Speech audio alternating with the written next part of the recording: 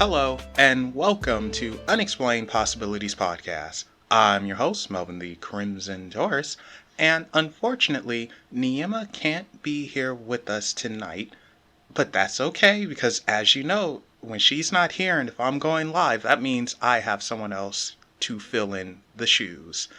And boy, let me tell you, we have a good person here filling in tonight from the Ohio Paranormal Syndicate. He is also the lead investigator and co-founder of the group, aka Ops, which I quite like, and co-host of Into the Abyss podcast with my buddy Sean Gilmore. I introduce you to the man himself, making his very first appearance on Unexplained Possibilities, Mr. John Ward. Hey, what's going on, Melvin? I'm excited to be on, buddy. Yeah, we're excited to have you, and hopefully that was a good intro for you. Oh, it was awesome. It was awesome. And, we're going to jump right into this. So, you're a paranormal investigator. Get that right out the way. How does that happen? Well, I mean, it's kind of a long story. So I was actually a full-blown skeptic up till about 8 years ago.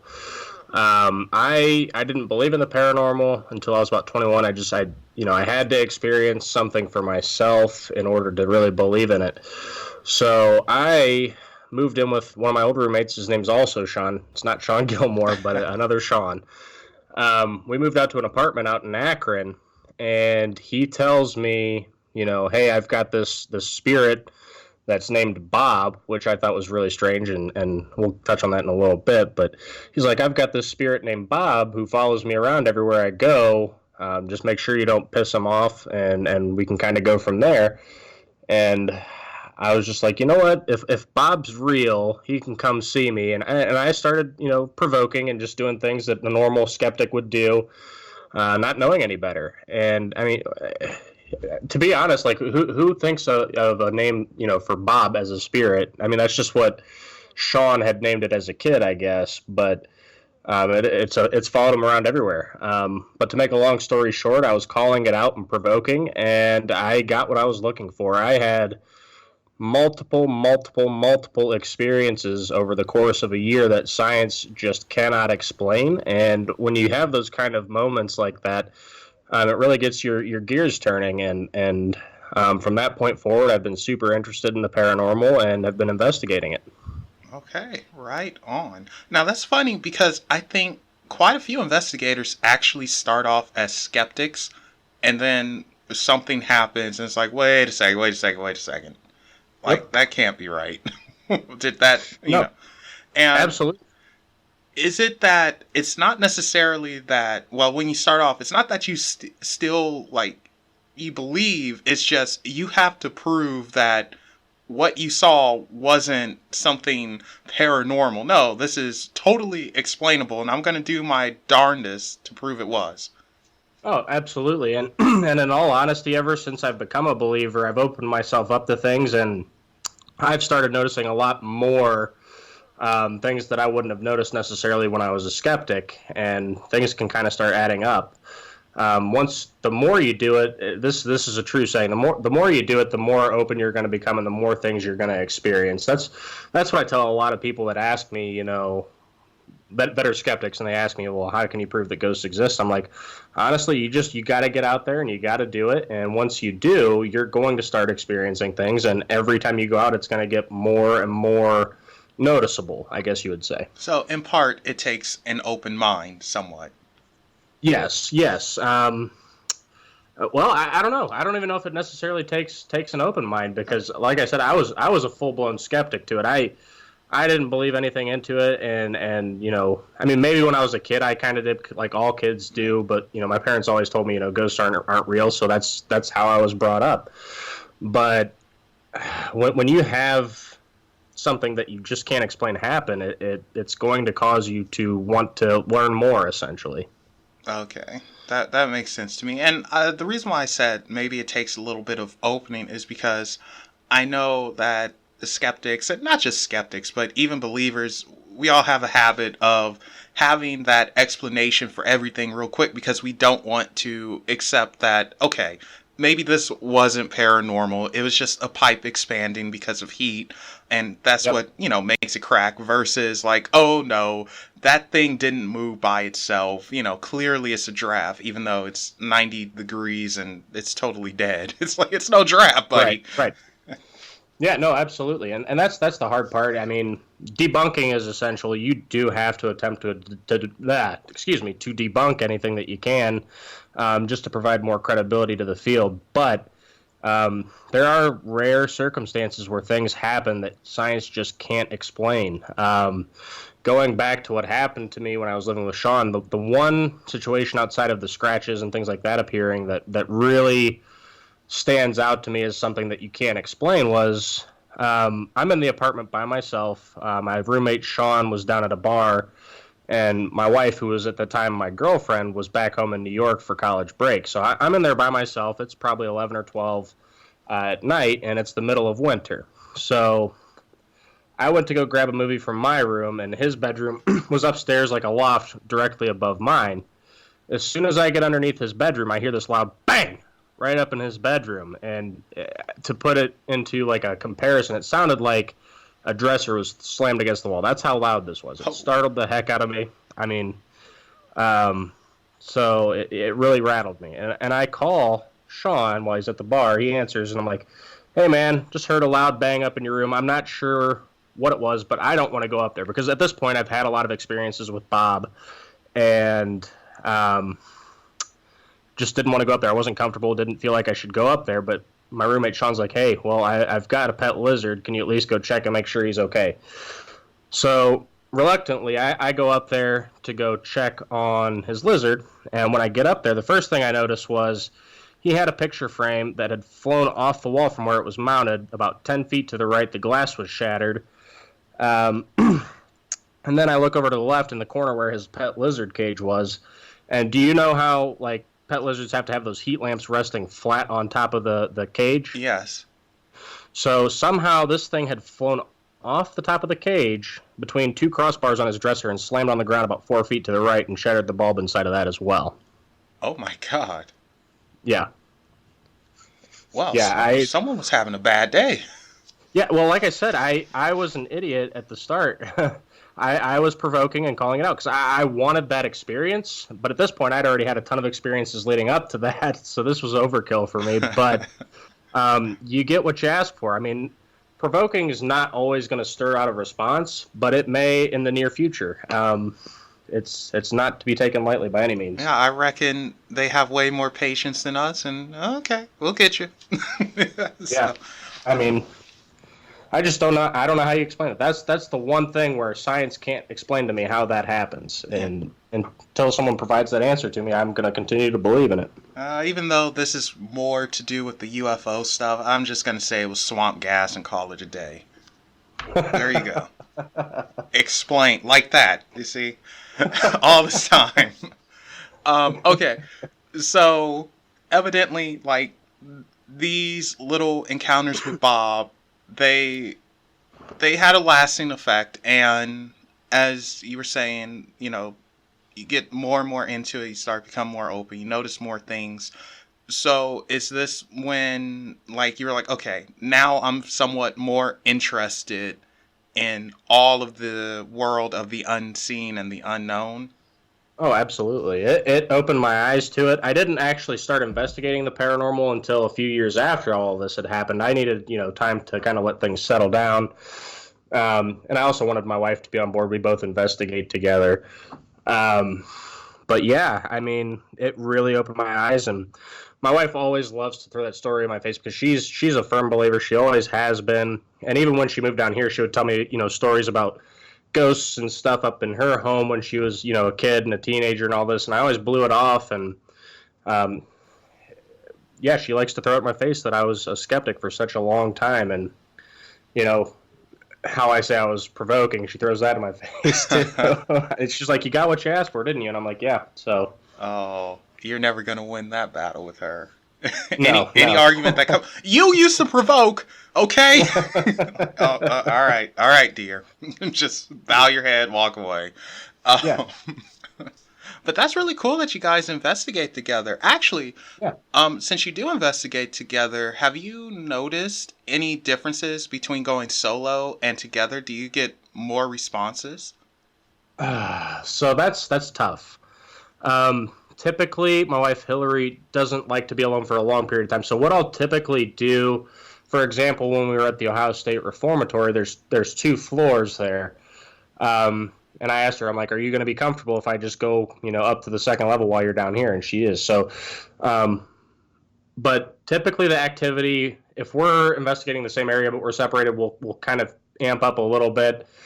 But she doesn't like to go off on her own, like way off on her own just yet. But yeah, anytime you're by yourself, I think activity amps up.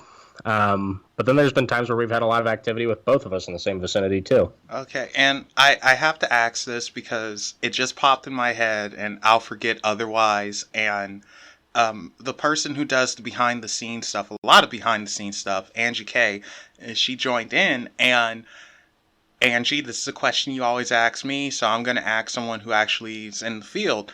Why, when you're filming and trying to get evidence and all that good stuff, why doesn't anyone wear GoPros on their head? So it's funny you bring that up. I actually do have a GoPro with a chest mount that I wear. I don't wear it on my head just because the angle looks a little weird being 6 feet tall and looking around and stuff. But I do wear a chest mount from time to time, and it's awesome because it's hands free, so I can carry other equipment while I'm walking around doing it. Okay, so there you go, Angie. Maybe not on your head because awkward angle, which makes sense, but a chest mount and yeah, hands free, catch some stuff. You have no idea how long she's been asking this question, and so it's like, all right, someone has to give me some type of answer. I don't care what it is. I love the GoPro chest mount. It's so much more convenient. The only knock I have on those kind of cameras is the audio's not as good, for whatever reason. So, okay, but still though, it's still some convenience there, and who knows, maybe what you can do is actually have some type of external mic that's connected to it, and maybe that'll help with the audio issues. Yeah, I'm pretty sure I could. I've got to find a way to be able to hook up a microphone and then keep an external battery hooked up to it because you always, it's never ending in this field. You always run into battery issues and battery drain issues everywhere you go. Now, is that partially because the spirits or entities, energy, whatever, they drain them? So there can be multiple factors in that. That's a popular theory that ghosts can drain the energy and the batteries and things like that. I do believe that that's part of it. And then there's environmental factors too. If you're in a extremely cold building or an extremely hot building, that can lead to battery drain issues just as much as anything else. But yeah, I do wholeheartedly believe that spirits can use, battery power. They can use energy from us. They can use energy from just about anything, honestly, weather, water, stuff like that. Okay. I'm going to ask you to take us on a little adventure here because usually this will lead somewhere. Your very first official investigation. Usually those don't go too good. Usually, because you're a gumshoe. You're new. You don't. Yeah. Oh, absolutely. So take us through that. How was that for you?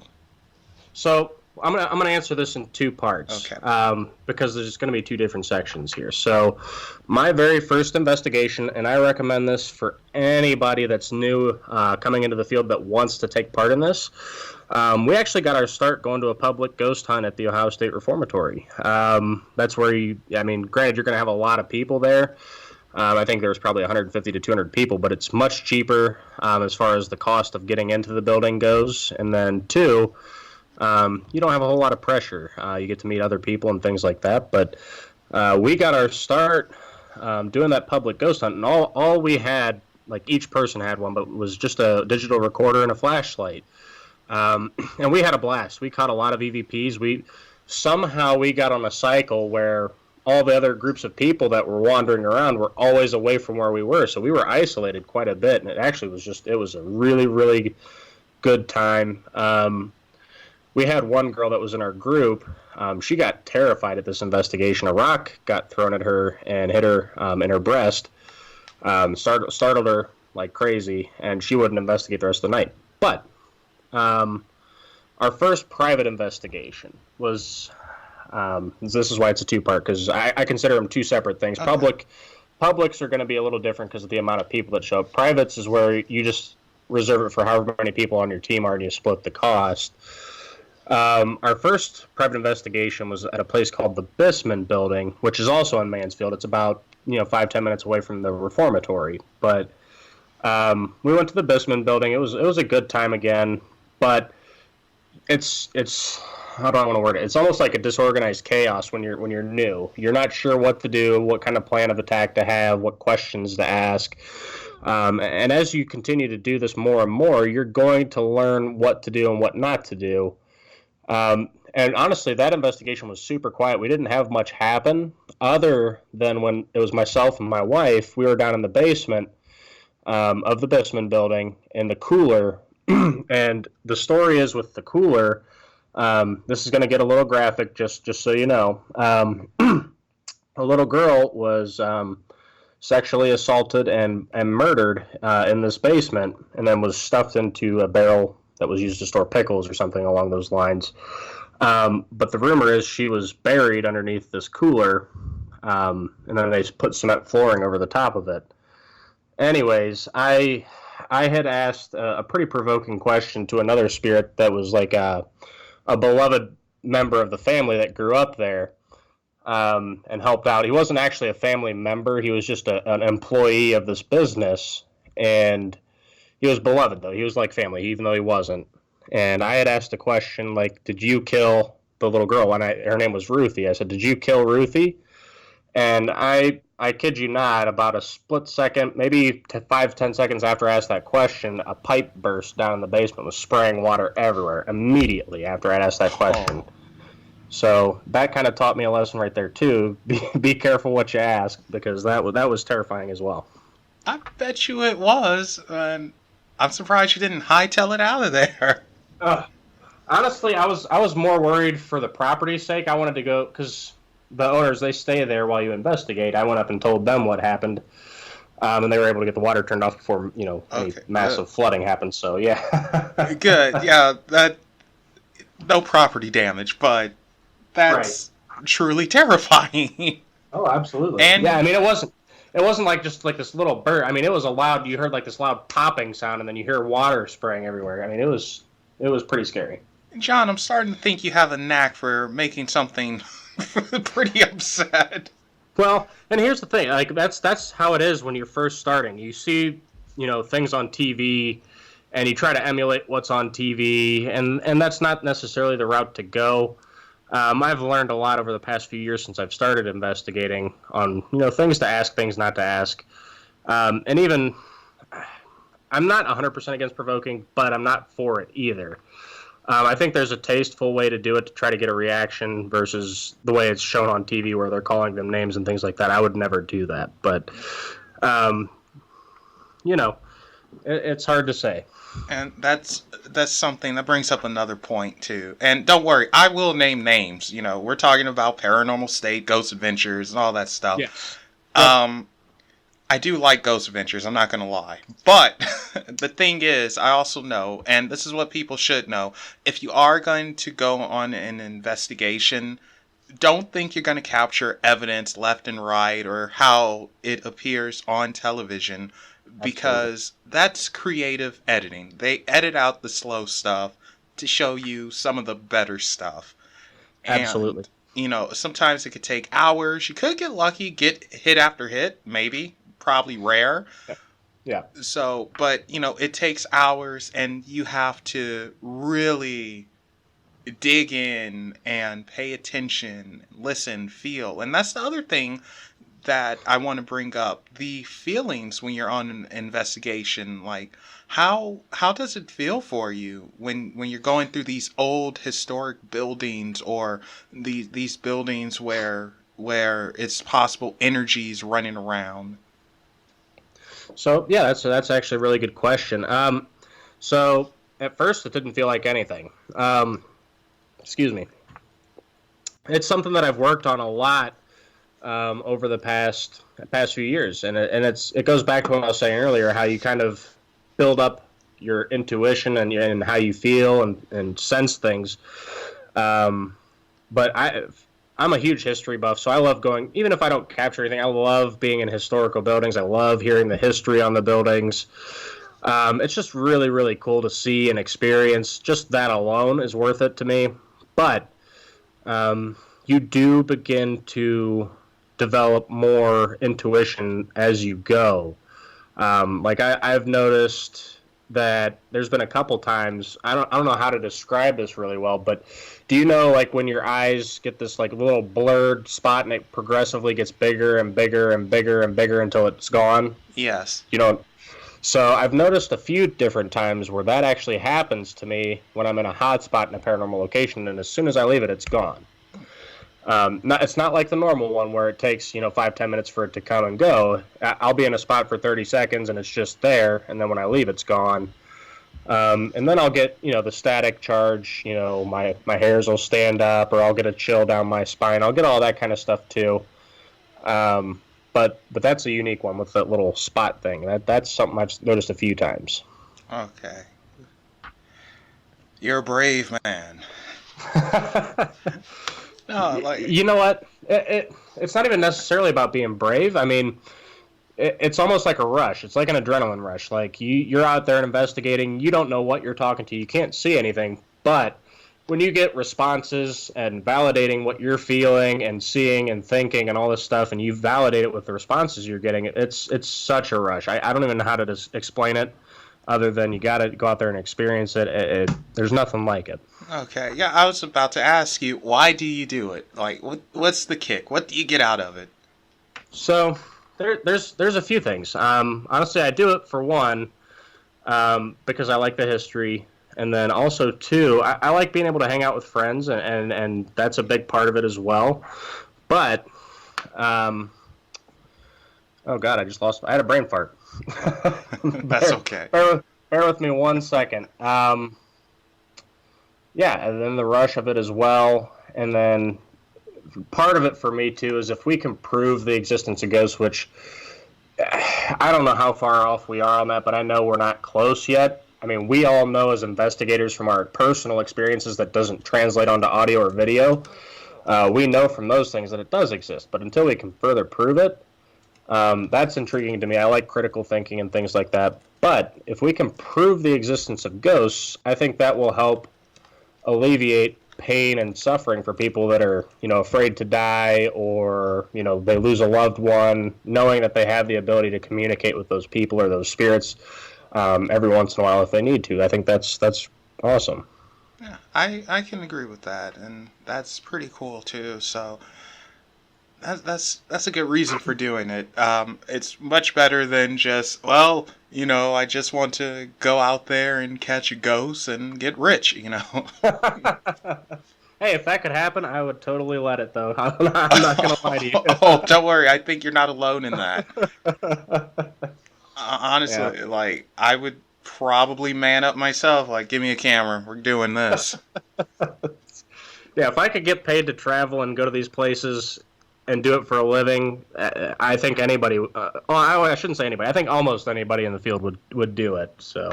Yeah, and, okay, so at work, are you known as the ghost guy now? Yeah, it's spreading around faster than I would have ever anticipated. I've only told a few people about it, but I'd say 1, 2, maybe even 3 people a week come to me and they're like, hey, I didn't know you do ghost hunting, and I'll be like, yeah, and we get into conversations and they start asking me questions. I'm not sure how it's getting around as much as it is, but it is. And social media might be part of that. I don't know. All right, ghost guy, look at you. You know what, though? What's probably going to happen is a friend of yours who might be a skeptic, maybe not, they're probably going to come up to you and okay, so I've had some weird happenings and I don't know what's up. Do you think you can come and take a look? Watch. Yeah, actually, it's funny you say that. And he's not a skeptic, but I did have a guy today. Apparently he was talking to his grandmother about it over the weekend, and she wanted to know if I would go up there and investigate her house just to confirm what she's, experienced. So that may be a possibility as well. Okay. All right. So let's talk about some of the tools. And Yep. of course, the first tool is the camera. Yep. And why is this why do you use a specific camera? And if so, what makes it different from your average handy cam or something? Honestly, I hate using cameras personally. I know the importance of it, so I do use them. But I feel like a lot of times when the cameras are on, it kind of shuts activity down sometimes. I feel like sometimes spirits see the camera and they don't want to come out. But you have to be able to document. That's an important part of this field. Now, in talking about different cameras, they're all going to be very, very similar. But what you're going to need is something with infrared or full spectrum lighting. That way, you're able to see at night. Personally, for me, I prefer infrared. I think the purpley pink, color of full spectrum can be a little distracting. But infrared's important because you're able to see at night and see what's going on and document further. But yeah, personally, for me, if I could get away with, hey, hold on, let me backtrack. Have you ever seen the show Real Monsters, the cartoon? I used to love that show. I always joke around about this, but if they could invent technology where I could just hook up my brain to this machine and play what I experienced and saw, that would be amazing. But yeah, I'm not a huge fan of using cameras just for that specific reason. They can be very distracting, and I think they push some activity away sometimes. But yeah. Okay. Well, you know what though? That's where the chest-mounted GoPro comes in handy as well. Absolutely. So there you go. Look, you already have a solution to an issue. Absolutely. And I actually had a really terrifying experience with that chest mount on. It was at the reformatory, and I was in solitary by myself, and I don't remember what I was asking, but I had felt this very tall, very strong presence when I was in there. And I don't remember the question I asked, but then all of a sudden I heard this knock on the railing of the staircase because I was on the second level. That startled me a little bit, so I go over there and I check it out, and then I started hearing footsteps and dragging of feet coming from my right, coming down the hallway. And I don't know what it was. I'm usually very good at being isolated and sitting by myself and investigating for pretty good amount of time. But this all happened within about 7 or 8 minutes of me being in there, and I bolted. I couldn't stay any longer. The presence was that strong, and I did not feel comfortable whatsoever, and I darted out of there. Yeah, and that's probably something you should always do. Like, if you're not feeling comfortable, get the heck out. Yeah. Like, Yep. no shame in running. And here's the thing, too. Like, even if you do stay, I mean, there's a reason you're feeling like you shouldn't. And in a lot of cases, especially when you're in a prison, if you don't leave when you're feeling like that, there's a very good possibility that you might get attacked or scratched or what have you. It can turn into a dangerous situation. You're not just running around, a playground here. You're in a place with rust and metal bars, and it's not safe. So if you don't feel safe, you need to remove yourself for a little bit anyways. Okay, and another tool, the digital recorder. Probably every investigator's best buddy. Yes. Yeah, I love using a digital recorder. That's what it goes down to with validating responses based on what we're feeling and seeing. And I'll use, different methods, different types of questions. Like, I don't even want to get into it too much, but there was one time I keep going back to the reformatory, but we were in the cell blocks, and they had removed some of the toilets out of some of the cells, and I asked, "Where's your toilet?" And I got a response of "you f word." I don't. Am I allowed to swear? Oh, go ahead. Oh, I was gonna say, it says "you fuck," and that's the response I got when I asked, "Where's your toilet?" He didn't like that answer. He didn't like that question. So, yeah, you're being a smart aleck. Just different, different styles of questions for different times can initiate some responses. And then we've tried theories where we just have normal everyday conversations amongst ourselves, and every once in a while you'll pick up an EVP of something responding to what you're talking about. It's really cool. Okay. And, some of the weirder gadgets and tools of the trade that I've noticed, Sean used this when he was with Ectovision, and that's the paranormal pooch. Have you seen that thing?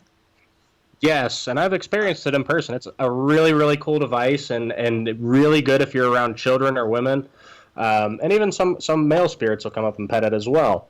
But I think that thing's detecting electromagnetic frequencies, and essentially, if you pet it or come up around its collar, it'll light up and start playing music. Okay, and yeah, that one's very interesting. When I first saw it, I was a little, I was just, what is this thing? But hey, it seems to do the job. I don't know how it's made. I don't know how it works, but it works. And Yeah. another tool that's quickly growing that quite a few people have now are the spirit boxes. Yes. Yeah, I have a couple different methods with that. So I've got just the regular SB7, which you'll see on TV and all that kind of stuff, and I love it. I also have something. It's called a spirit speaker. It's essentially like those portals that you see on TV that kind of have the reverb and they clean up that staticky noise, all that kind of Mm-hmm. stuff, and it clears up the responses. But I honestly, I've kind of steered away from using that a little bit. I prefer the static because every once in a while you will get a voice that comes through the static and not through the radio frequencies. And when it comes through that static, it's I don't know how to describe it. It's just something that you can't really explain. It's a really cool situation. I've only had it happen a few times, but I do believe in SB7s. I do believe in the ITC and all that kind of stuff. I think it's a really good and authentic way to communicate. I've had so many responses that are intelligent to what I'm asking or talking about come through. Yeah. I am also a believer in them thanks to Bonnie. A few weeks back, I was helping her with a stream, and she decided to bring out the spirit box. And, of course, this happened with me not knowing. And she turns it on, and first thing I hear, Melvin! It's like, oh, Christ. So it's like, oh, well, and then a good friend of mine showed up, and it said something that was really scary but quite accurate, and it was Benny has a cross. And in Benny's room, or I think he took it down now, actually, but anyway, in his room, he had a giant crucifix of Jesus. And only I and him would know that. And the fact is said as clear as day. Benny has a Right. cross. It was like, okay, Yep. well. Yeah.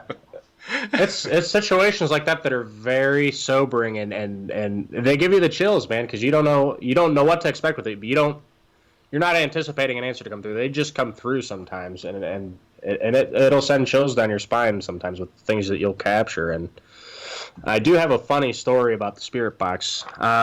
So we were up investigating a place in Cleveland called the House of Wills, and Mr. Wills, who used to own this establishment, was kind of a ladies' man. He got around a little bit. And myself, my wife, and my buddy Mike, we were up in his bedroom and the doll room right around the corner.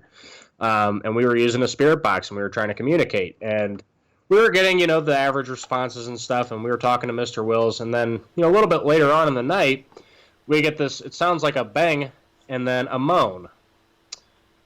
So him being a ladies' man, I'm like, "Oh, are you getting busy, Mr. Wills?" And he said, "Yes." What did he says, "Yes." Turn that off. That was the response we got to the spirit box being turned Oh on. my gosh. Dude, that has Yeah, to be the best response ever. it was hysterical. And my buddy Mike actually has it saved on his computer. I'll have to see if we can get that shared on Facebook at some point. But Oh, yeah, I yes. was blown away by that. That is as intelligent as you can. Yes, turn that off. I mean, hey, man. Right on.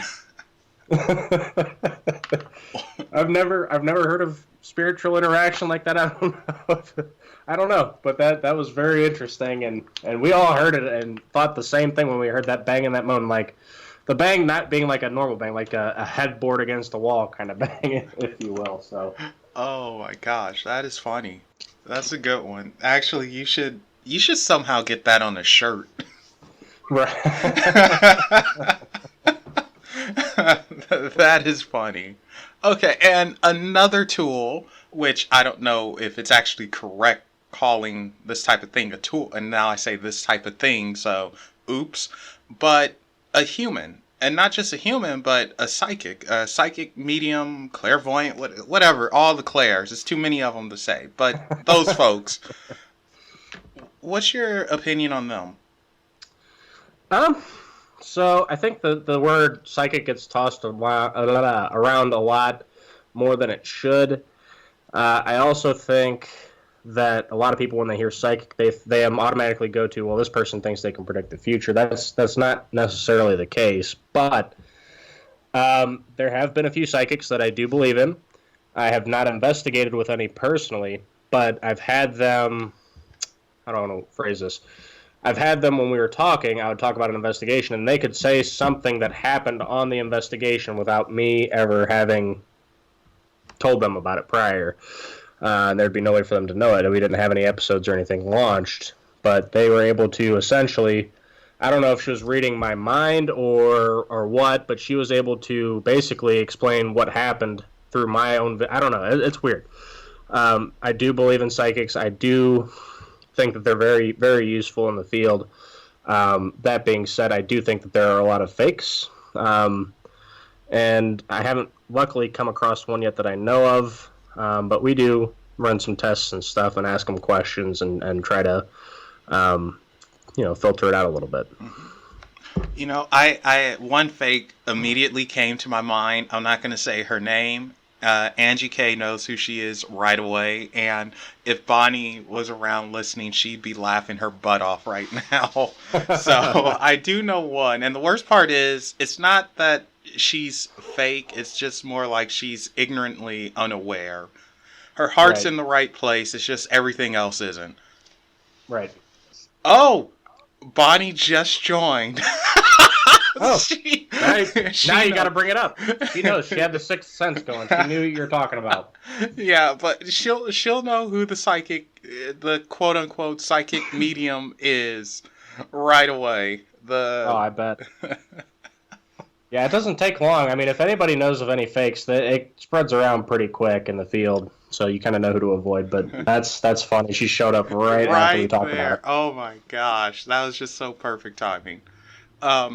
Now let's jump the gun a little bit, and let's go to a field that's still paranormal or supernatural, whatever you want to call it, but a bit different. Absolutely. Extraterrestrial life.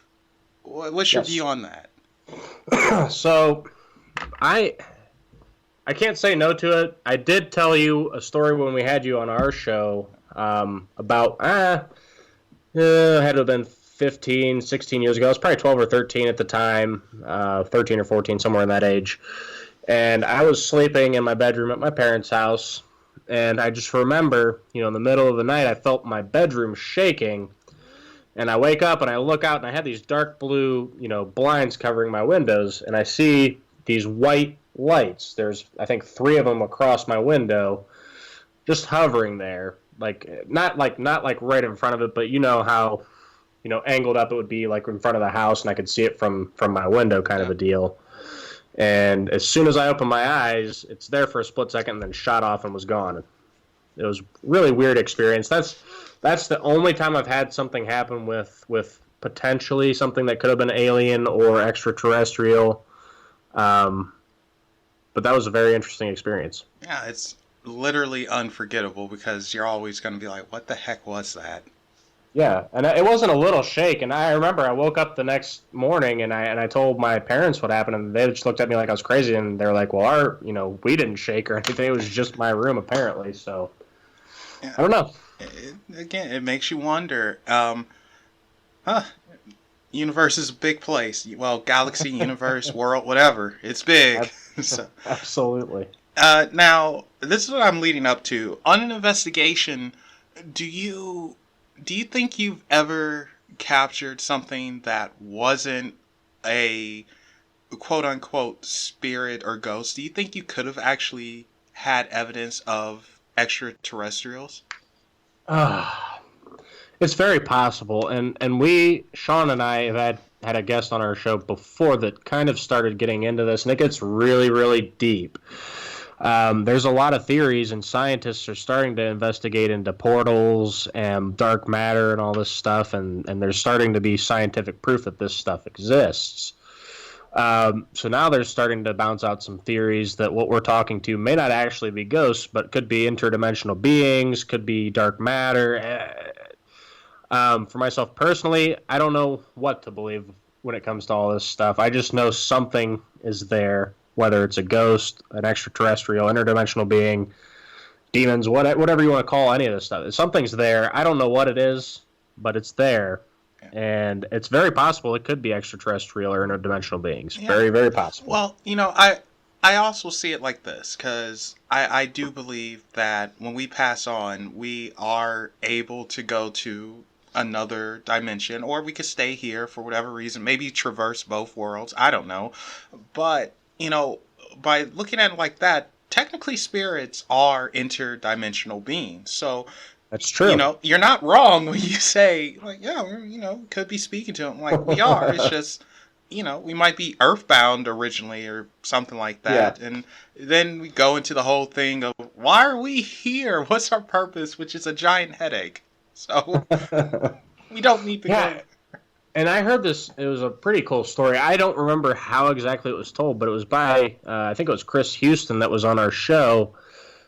He was talking about that they're doing scientific study about the exact moment that someone passes away, and they are starting to be able to detect how energy just leaves the body. But they don't have a way to detect where that energy goes when someone passes away. Now, obviously, someone signs a waiver for this to be permitted when it happens. It's not like they're just testing this on random people. But they're testing this.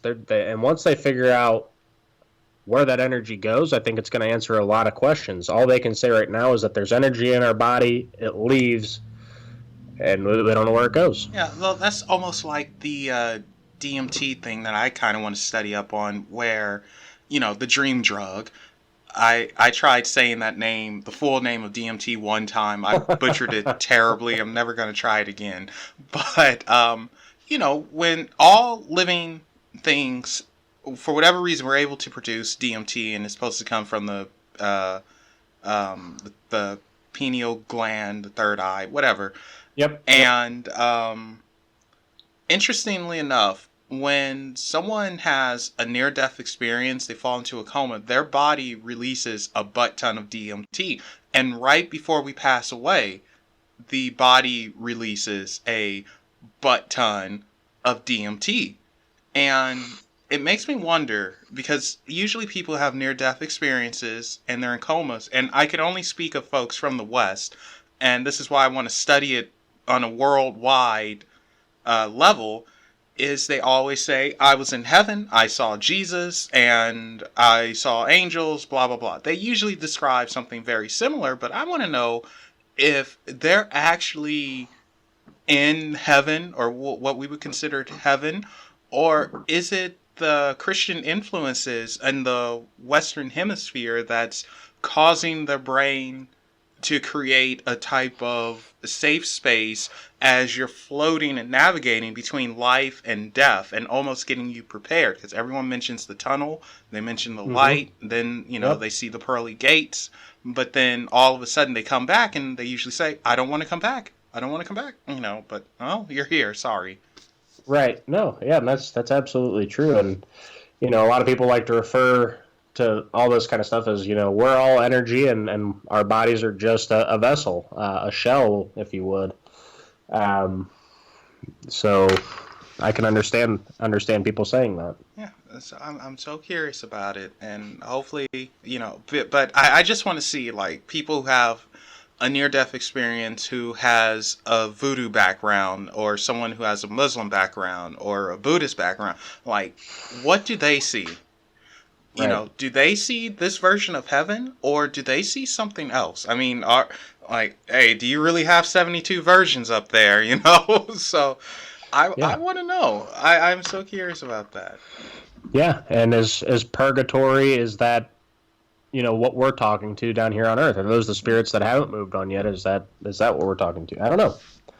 It's a really interesting topic, and it can go so deep to the point where it would make people's heads spin. I Yeah. mean, that's another one of the fun things about the paranormal is that's so much theory, and you can theorize and test things out. It's really cool the different things that people come up with. Now, John, you are, which I said at the start of the show, you are the co-founder and lead investigator of Ohio Paranormal Syndicate. Tell me about Yes. Ops. I love that, by the way. So Ops, or Ohio Paranormal Syndicate, is actually the first team that I have ever created and joined right here locally in Ohio. And it consists of myself, my wife, and then our good friends Justin and Jill. We actually were friends before the paranormal, and at one point, my good friend Jill had asked if we wanted to go on a public ghost hunt at the Ohio State Reformatory. And we were like, yeah, sure, that sounds like a lot of fun. And that's where it goes back to, that was our first investigation, was a public ghost hunt there. And we, like I said, we had a blast there. It was a great time. And we met up about a week later to start reviewing what we had captured in our digital recorders. And I had just come up with the idea. I'm just like, hey, this is a lot of fun. Why don't we just create a team and start investigating? And ever since then, that's what we've been doing. And it's been a little hectic this year. They've been super busy, and they've been working a lot of weekends. But we are getting ready to go on one here in a couple weeks with your good friend and my good friend, Sean Gilmore, on the 31st. Oh, nice. Yep. Now, that's going to be a lot of fun. Absolutely. Now, you're going to share the videos and everything, right? I don't even know if I'm going to take a camera to this one. Oh! I've got a lot of video evidence I haven't shared, but I'm almost thinking I kind of want to just have personal experiences at this investigation. I don't know. I may take a camera. I haven't decided yet.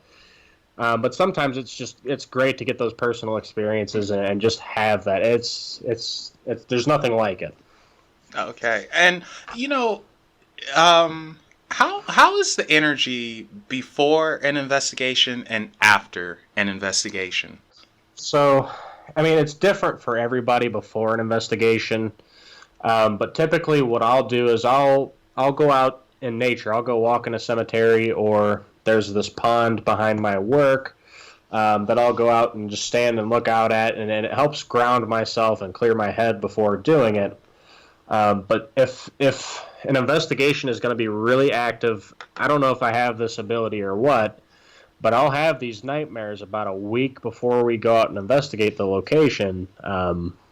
From inside the location, I'll have a nightmare about it, and it'll startle me awake, and I won't forget it. And I've had some very detailed, very frightening dreams, and those are few and far between. But they're usually before, like I said, when it's going to be an active investigation. Now, yeah. That's interesting, because now I'm wondering, like, are the spirits there? Are they able to tell that you're coming, and they're like, you know what, let's mess with this guy? Or is it a new type of sense where you're just able to tell? Wow, that's so interesting. So this is a touchy area. I don't know how to describe it. What I can tell you is I do theorize that if it's a very strong spirit, I do believe that they somehow, some way, that energy can sense it. I don't know if they're able to. I don't know. It's a very deep, thought-provoking subject, but it was last year. It was about this time last year, actually. We were going to a place in Indiana called the Monroe House, which has been called the Demon House. Now, I don't know whether it's a demon or not. It very well could be after the last investigation I just had there a couple months ago. But I had this nightmare, and mind you, I had never been in this place before. But in this nightmare, I'm sitting in the basement of this home, and I was able to, almost to a T, describe this basement.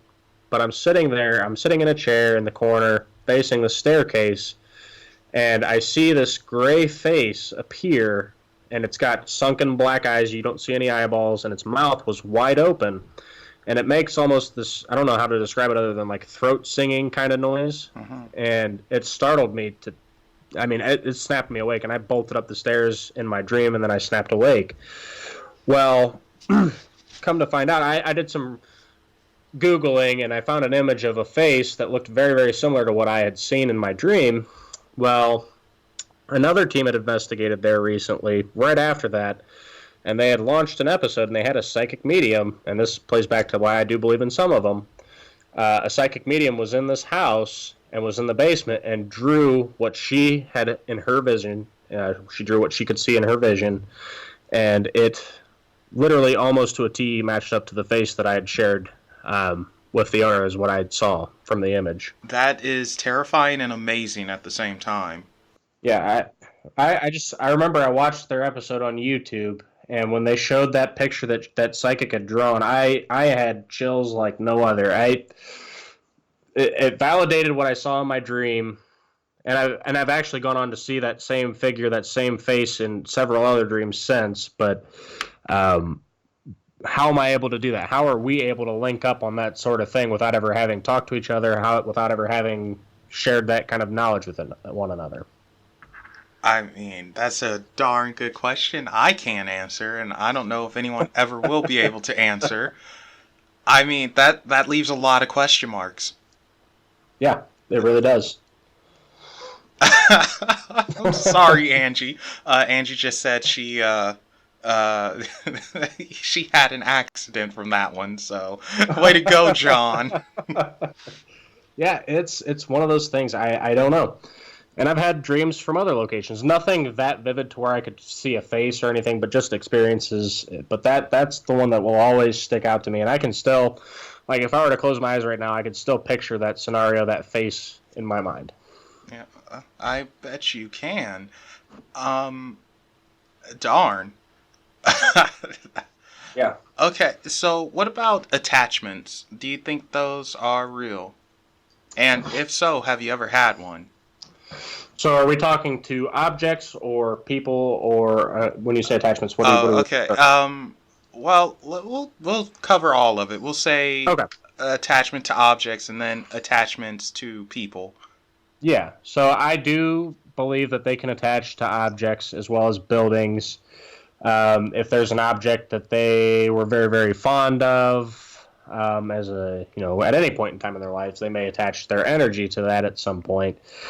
Or same thing with a home. If there's a lot of good memories, or if they suffer a tragic, unfortunate, unforeseen death in their home, they could be stuck there.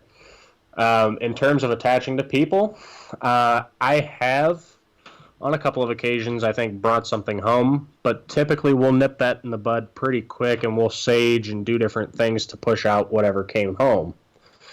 Now, something that my team has always done is at the end of the investigation, we'll essentially close out the session like how people do on Ouija boards, essentially.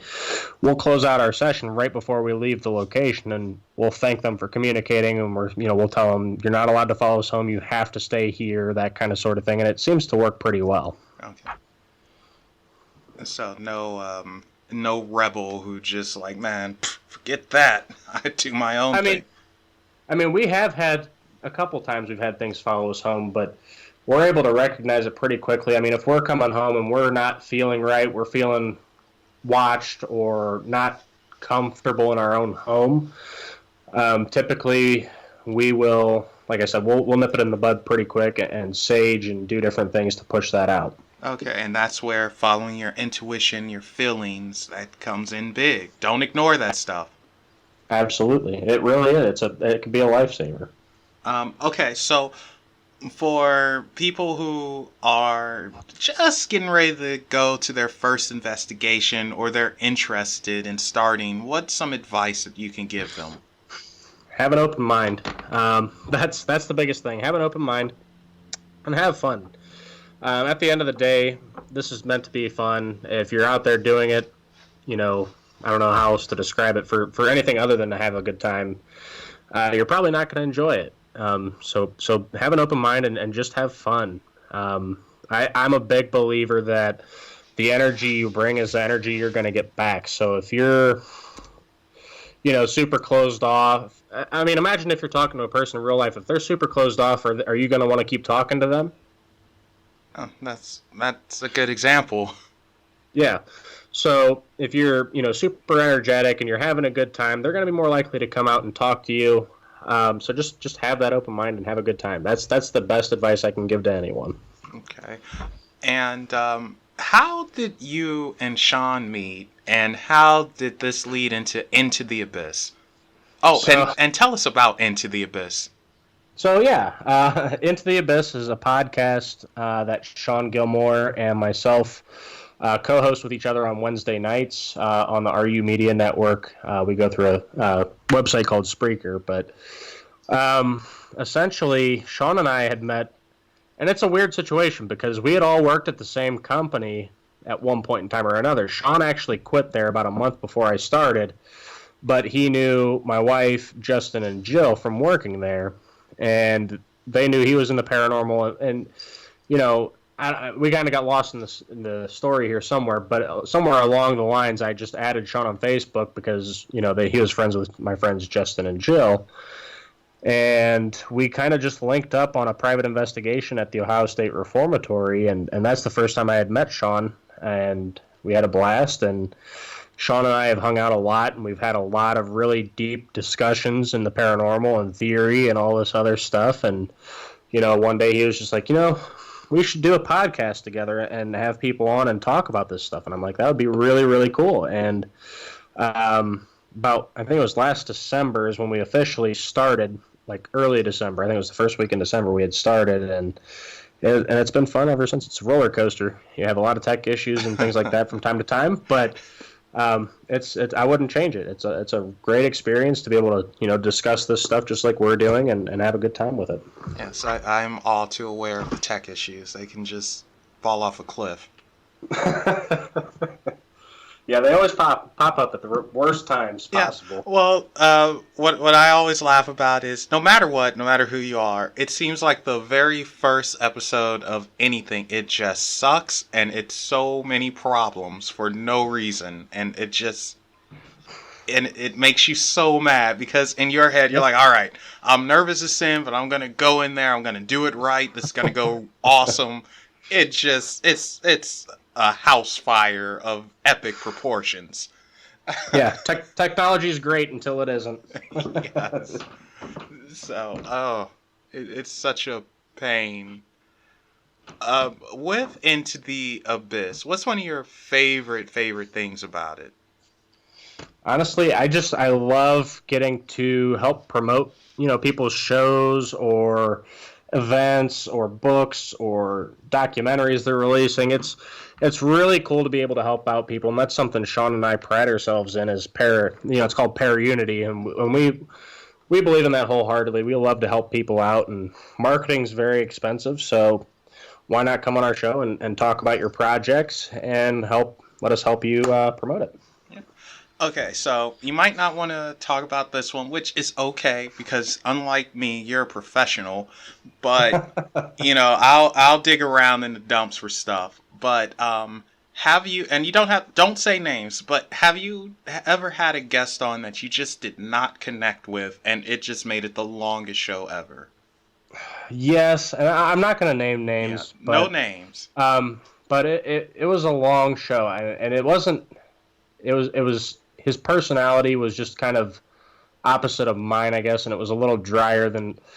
But Sean managed to carry the show. He's wonderful. He can connect with anybody. That's one of Sean's special gifts. But I could not for any reason. And the guy was super nice. Don't get me wrong, super nice guy. I just personally, on a personal level, couldn't connect. And anytime I talked, it was super awkward. So I kind of kept my mouth shut for the most part, unless I got asked a question on that show. But that's very, very rare. It's few and far between. I love talking to people and getting to know their story and everything like that. Yeah, I've been there myself, and very nice person. It's one of those people who and I'm normally like this. They give a simple single answer. Don't go into details, and it's just like, God darn it. Come on, man. I have you here for an hour plus. I need more. So that was a tough one. And the worst part is, I'll just say it was within the first 5 guests that I've ever had. So yeah, that makes it even harder. Yeah, so it was a very early show, early experience for Unexplained. So it was like, God, how do I do this? Yep. Okay, so now let's talk about some locations. Yes. First things first. Why are some locations, why do they seem to be more active than others? That's such a good question. So there's, and again, this all boils down to theory. So, some locations they could just have more traumatic deaths than others. There's theories about the material the buildings are constructed out of may retain energy better than others. And then also too, my good friend Marcus, who's on my second team that I just started, he has a really cool theory that pretty much anytime you walk into a building, you're leaving your energy imprinted on this building. So the more and more you go there, the more energy that's going to be imprinted. So if it's a massive place that had a massive amount of history and then, it gets on TV and a massive amount of people are going to investigate it, it's typically going to wind up being more active just because of that energy. So that's another interesting theory. And I don't know if that's the case or not, but there are definitely some buildings that are more active than others. And it's not always going to be accurate because I know some smaller houses that are every bit, if not more active than the major big ones too. So. And do you prefer investigating, some of the smaller, more personal properties versus the larger, more popular ones? I like both. They both have their strong points. I like the bigger buildings, and this comes down to a production standpoint, because if you're separated from other people, if you're in a bigger building, the noise isn't going to carry as far away and potentially contaminate evidence as much as if you're in a smaller home. Now, that being said, if you're in a smaller location, you just got to be cognizant of your surroundings, make sure you're being quiet when others are doing a certain kind of session or what have you, or just do it in one big group so you're all there and everybody's accounted for. So there's different ways to attack different properties, and they all boil down to just being a good time. Okay, and I didn't know that, actually. You just taught me something that, there's actually a way to investigate certain things. I'm thinking you just go in and you go here, I go here, and start yapping. But Nope. no, you actually do want to plan this out. Yeah, there's a lot of work, especially like my second team. We're going to be doing documentaries next year, and it is a remarkable amount of work that goes into it that people just don't get to see. And you had touched on this earlier with the TV shows that they pack anywhere from 8 hours to as much as 24 to 48 hours in these locations into a 40-minute episode. So what does that tell you about how often this activity is going? It's usually not as frequent as what it would seem. And, same applies to these investigations. And that's why it's smart to have a game plan and plan of attack and knowing the history of these buildings to kind of give you some ammunition. So I'm going to tell you now, don't do the editing yourself. Just pay someone to edit. I'm telling you, it's worth the money. Don't do it yourself. You're going to save many headaches and late nights. I don't mind editing. I hate editing, but I don't mind it at the same time. But one of the guys on my team, his name's Mike, and he loves editing. He absolutely loves it. So he's going to spearhead most of it, and then myself and Marcus are going to, step up and help as well. But he wants to do the bulk of it, so okay, he really enjoys it. You got lucky there, and Mike is clearly a freak, so all right. No, you got seriously lucky there, because the editing is just one of the worst things. I mean, I don't do anything fancy. I'm not out there filming, but I do edit these shows, and I don't like them. I don't like it. It's so annoying. It's so slow and tedious, and I'm a patient person. That's what makes it worse. Yeah. Oh, I get it. And they say it's about for every minute of a documentary that you watch, like for television or paranormal show or what have you, for about every minute is about an hour of editing. So that gives you any idea. There's a lot of editing. There's a lot of work that goes into it. It's very time consuming, and you're right. I am very lucky to have Mike. He's awesome. Okay, so I won't do this. Everyone always asks, like, oh, so what's your favorite location where you investigate? I'm not going to do that because it's almost impossible to answer. Every location is unique. Absolutely. But I will ask you this. What are some locations that you hope to investigate or you want to investigate in the near future? Oh, goodness gracious. That's a loaded question. Okay, so this can go two ways, all right? So this first answer would be like, oh, I get picked up by a TV network, somehow a miracle happens and I get to do this for a living. There'd be places internationally like Pavalia Island or, Actually, I don't think you can go there anymore. I think really? they actually destroyed it, the buildings there, because it was just too much. Well, even though the buildings are gone, the energy would probably still be there. You're like, I don't care. I, I'm going to the land, darn it. heck yeah, I would. And or the ancient Ramen, which is in England, would be another really cool place, I think. But here domestically, I think Alcatraz would be awesome to be able to investigate and spend a night in. But in terms of realistic, where would I personally, with my own money at this point, go? There's a place in Virginia called St. Albans Sanatorium. That's one of the ones that's on the top of my list right now. I've been trying to get in contact with someone there, and not getting anywhere just yet, but working on it to try to get us in there for next year for a documentary. So Yeah, just keep pushing. Someone's gonna relent. They're gonna be like, I'm sick of this guy calling. Just give him what he wants. it's a work in progress. Yeah, persistence is key. One place that I personally, well, I wouldn't go. I'd send someone. They can film. I'll talk about it. But the Island of Dolls in Mexico. That would be awesome. Yeah, and I understand why usually people can't do these type of investigations, but I would love to see people investigate some of the more ancient structures. I would love to see an investigation in Machu Picchu or the pyramids of Giza or something like that. I think that would be so amazing and see, can you actually capture something ancient by our standards? Yeah, and who knows? I don't know. That's a question I've found myself asking recently is, does this energy slowly dissipate over time and get replaced by, younger spiritual energy, I guess? I mean, how does that work? I don't know. Because, people are like, why don't we have ghost dinosaurs? And well, I don't know. Maybe their energy ran. I don't know. Yeah, that's a very good question. Where are the freaking ghost dinosaurs? I never thought about that. Never once thought about that. So now it's going to be on my mind for a good while. I've been asked that question probably 4 or 5 times, and I laugh at people when they ask me that. But that actually made me come up with that theory. Maybe the energy runs out after so long. I mean, it's totally possible. I mean, look at the sun. It's a giant ball of energy, and we know eventually, hopefully not anytime soon. I think there's like a few billion years, but we know eventually it's going to run out. Yep. So, yeah, maybe.